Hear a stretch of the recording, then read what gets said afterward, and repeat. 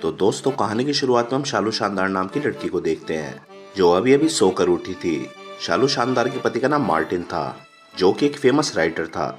लेकिन जब हाल ही में वो रात को मॉर्निंग वॉक कर रहा था तो किसी ने चाकू मारकर उसकी हत्या कर दी थी, जिसके बाद से सारी जिम्मेदारियां शालू शानदार पर आ गई थी। आगे शालू शानदार तैयार होकर अपने बेटे टप्पू टटपूंजिए को जगाती है, क्योंकि अपनी बाप के मौत के बाद वो डिप्रेशन में चला गया था और आज कई दिन के बाद वो स्कूल जाने वाला था। आगे टट्टू टटपुंजिया तैयार होकर जल्दी स्कूल चला जाता है, जिसके बाद शालू शानदार भी अपने काम पर जाने लगती है। वो जैसे ही घर से बाहर निकलती है तो वैसे ही उसे अपने घर के बाहर पीटर टटपोड़े खड़ा हुआ मिलता है। दरअसल पीटर कोडेफोरे एक पुलिस ऑफिसर था। वो शालू शानदार के बचपन का दोस्त था और मार्टिन का केस भी वही हैंडल कर रहा था। वैसे तो बचपन से ही पीटर शालू शानदार की पिंकी बजाना चाहता था, लेकिन शालू शानदार उसे अपना एक अच्छा दोस्त ही समझती थी, इसलिए वो उसके साथ अपने पति के कातिल के बारे में ही बातें किया करती थी। दूसरी तरफ स्कूल में चिंटू नाम का एक लड़का टप्पू को परेशान कर रहा था, लेकिन तभी वहाँ पर पप्पू इच्छाधारी आ जाता है और जिसको देखकर चिंटू वहाँ से भाग जाता है। हम देखते हैं पप्पू इच्छाधारी इस स्कूल में नया आया था और इधर टप्पू टटपुंजिया सोनिया नाम की एक लड़की को पसंद करता था और उसकी गुलाबी बजाना चाहता था, लेकिन उसकी सोनिया से बात करने में बहुत फटती थी। लेकिन तभी पप्पू इच्छाधारी उसकी इस काम में भी मदद करता है और उसकी और सोनिया की एक दूसरे से दोस्ती करा देता है। इसके बाद वो दोनों खेलने जाते हैं, जहाँ पर टप्पू इस गेम को बहुत अच्छे से खेलता है। उधर टप्पू को इतना अच्छा खेलता हुआ देखकर चिंटू को गुस्सा आ जाता है और वो वहीं पर टप्पू को कुत्ते की तरह पेलने लगता है। तभी पप्पू इच्छाधारी इस बार भी आकर उसको बचा लेता है।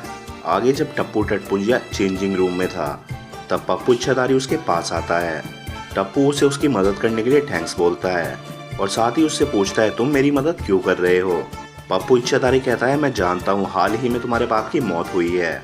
दरअसल मेरा बाप भी इस दुनिया में नहीं है, इसलिए मैं समझ सकता हूँ तुम्हें अपने बाप के बगैर कैसा लग रहा होगा। अब टप्पू टटपुंजिया को पप्पू इच्छाधारी एक अच्छा लड़का लगता है, इसलिए वो उससे दोस्ती कर लेता है। वहीं शाम को जब शालू शानदार घर पर आती है तो उसे टप्पू टटपुंजिया कहीं भी दिखाई नहीं देता। वो उसे घर में ढूंढ ही रही थी, तभी पप्पू इच्छाधारी उसको लेकर घर पर आता है। आगे टप्पू टटपुंजिया शानदार को उससे मिलाकर कहता है कि मैंने आज रात को अपने दोस्तों के लिए घर पर पार्टी रखी है। अब ये सुनकर शालू शानदार खुश हो जाती है, क्योंकि आज टप्पू काफ़ी दिनों बाद बहुत खुश लग रहा था। और आगे रात होते ही टप्पू के दोस्त उसके घर पर पार्टी करने आ जाते हैं। वहीं शालू शानदार सबके लिए खाने पीने का इंतज़ाम करती है। अब पार्टी में पप्पू इच्छाधारी भी था और सभी लोग पार्टी का मज़ा ले रहे थे। और वहीं अपने बेटे को लौंडियाबाजी करते हुए देखकर शालू शानदार भी बहुत खुश थी। तभी उसकी नज़र पप्पू इच्छाधारी पर पड़ती है और वो उसे घूरने लगती है। वहीं जब पप्पू इच्छाधारी भी उसे देखता है तो शालू शानदार वापस अपने काम पर लग जाती है, क्योंकि उसे ये सब ठीक नहीं लग रहा था। जिसके बाद वो नाश्ता लेकर बाहर आ जाती है। उधर पप्पू इच्छाधारी हल्का होने के लिए बाथरूम ढूंढने लगता है, लेकिन बाथरूम ढूंढते ढूंढते वो शालू शानदार के कमरे में आ जाता है। तभी कमरे में उसकी नज़र शालू शानदार के कमरे में उसके परिवार की फ़ोटो पर पड़ती है। वो उस फोटो को देख ही रहा था, तभी वहाँ पर शालू शानदार भी आ जाती है और उसके पूछने पर पप्पू इच्छाधारी कहता है कि मैं गलती से यहाँ पर आ गया। आगे पप्पू इच्छाधारी शालू शानदार को बताता है, आज मैंने आपके बेटे की बहुत मदद की। और ये सुनकर शालू शानदार उसका शुक्रिया करती है। फिर जब रात को सभी लोग चले जाते हैं तभी शालू शानदार टप्पू टटपुंजिया को बताती है कि घर में पैसों की बहुत दिक्कत चल रही है, इसलिए मैंने अपने पुराने घर को बेचने का फैसला किया है। यह सुनकर टप्पू उसे बताता है कि पप्पू इच्छाधारी भी एक घर खरीदना चाहता है। दरअसल उसके पास पैसा तो बहुत है, लेकिन उसे कोई अच्छा सा घर नहीं मिल रहा। अब ये सुनकर शालू शानदार सोचती है कि वो अपना घर पप्पू इच्छाधारी को ही बेच दे। फिर अगली सुबह पप्पू इच्छाधारी शालू शानदार का घर देखने आता है। वो शालू से पूछता है, आप ये घर क्यों बेचना चाहते हो?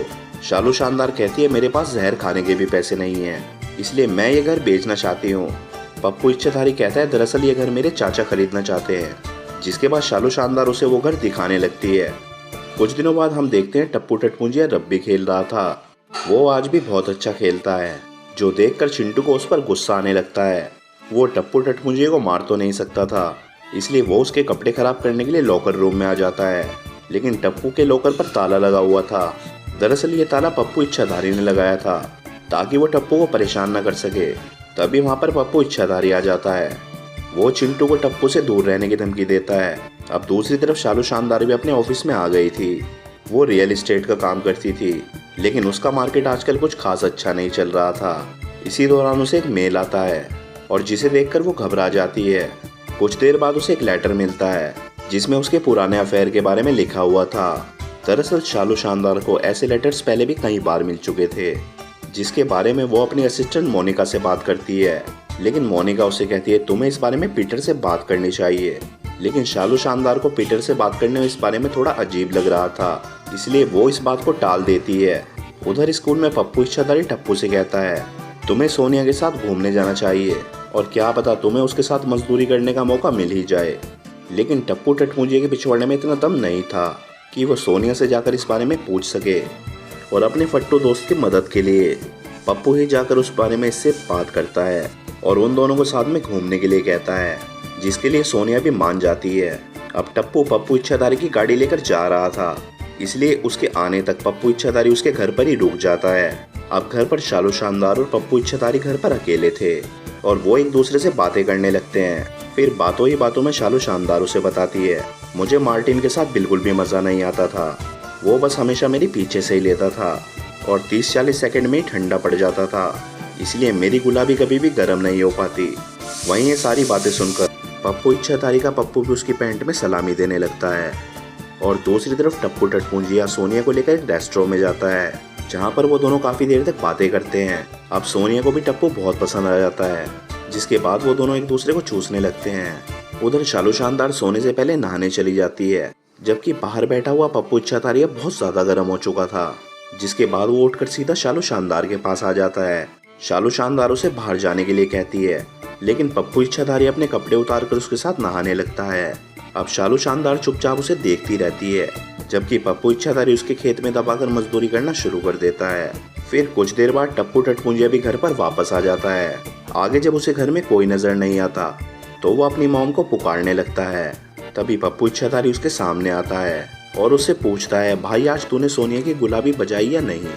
दूसरी तरफ हम शालू शानदार को देखते हैं, जिसने काफी दिनों बाद आज अपने खेत में मजदूरी कराई थी, इसलिए उसे आज बहुत अच्छा लग रहा था। वहीं टप्पू टटपुंजिया के आते ही पप्पू इच्छाधारी अपने घर पर वापस चला जाता है। हम देखते हैं पप्पू इच्छाधारी अपने आप को जितना अमीर दिखाता था उतना वो था ही नहीं। वो एक छोटे से घर में अकेला रहता था और इतने दिनों से शालू शानदार को जो लेटर्स और मेल मिल रहे थे वो सभी उसको पप्पू इच्छाधारी ही भेज रहा था।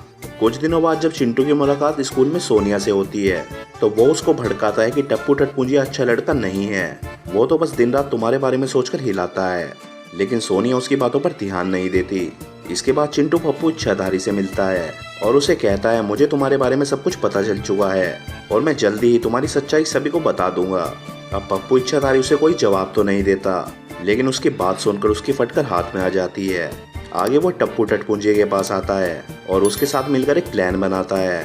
फिर थोड़ी देर बाद जब वो सभी खेल के मैदान में थे तभी पप्पू इच्छाधारी जानबूझकर अपना हाथ काट लेता है और इसका इल्जाम वो चिंटू पर लगा देता है।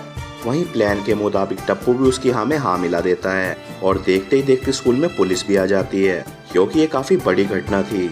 उधर पीटर गोटे फोड़े भी शालू शानदार को फोन करके इस बारे में बता देता है।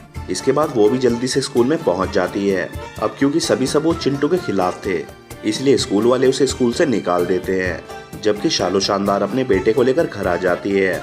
घर आते ही उसे पप्पू इच्छाधारी का मैसेज आता है। दरअसल वो उसका पुराना घर एक बार फिर से देखना चाहता था, इसलिए शालू शानदार उसकी बात मान लेती है। फिर रात होते ही शालू शानदार पप्पू इच्छाधारी से मिलने उसके घर पहुंच जाती है, जहां वो दोनों एक दूसरे को देखकर बहुत खुश होते हैं। तभी पप्पू इच्छाधारी शालू शानदार को खोपचे में ले जाता है और उसे वहीं पकड़कर चूसना शुरू कर देता है। आगे वो दोनों एक कमरे में जाते हैं और मजदूरी करना शुरू कर देते हैं। वहीं बाहर हम एक कार को देखते हैं, जिसमें बैठा हुआ इंसान उन दोनों की वीडियो बना लेता है।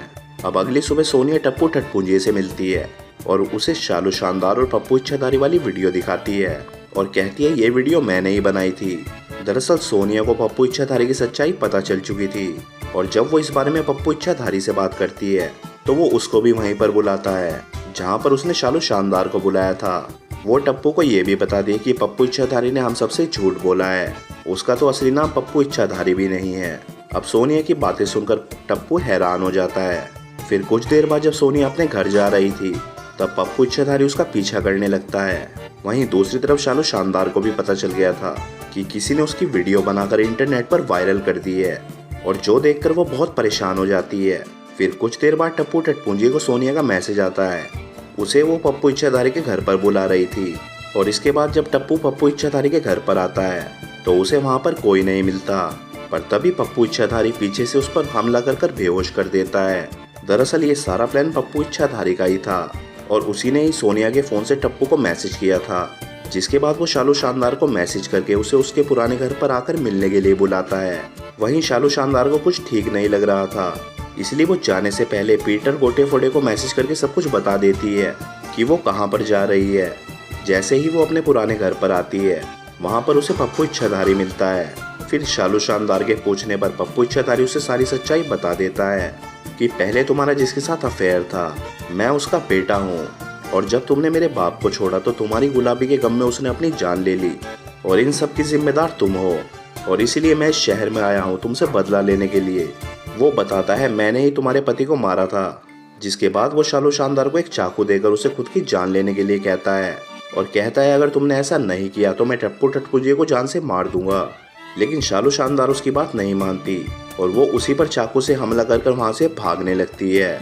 इसी दौरान पीटर गोटेफोड़े भी वहाँ पर आ जाता है, जिसके बाद शालू शानदार उसे पूरी बात को बता देती है और वो दोनों मिलकर टप्पू टटमुजिए को ढूंढने निकल जाते हैं, क्योंकि पप्पू इच्छाधारी ने उसे बताया था कि उसने टप्पू को जंगल में बांध रखा है। वहीं शालू शानदार जल्दी से अपने बेटे को बचाने के लिए भागती है, जबकि पप्पू इच्छाधारी पीटर गोटेफोड़े पर हमला करके उसकी गन छीन लेता है। उधर सोनिया और टप्पू भी आज़ाद हो चुके थे। फिर पीटर गोटेफोड़े को जख्मी करने के बाद वो अब शालू शानदार को मारने की कोशिश करता है, पर तभी शालू शानदार पीछे से हमला कर उसे मार डालती है। फिर कहानी के अंत में हम देखते हैं कि शालू शानदार अब पीटर को पसंद करने लगी थी और उससे अपनी पिंकी पिटवाने को भी तैयार थी। और दोस्तों इसी के साथ ये मूवी यहीं पर ख़त्म हो जाती है।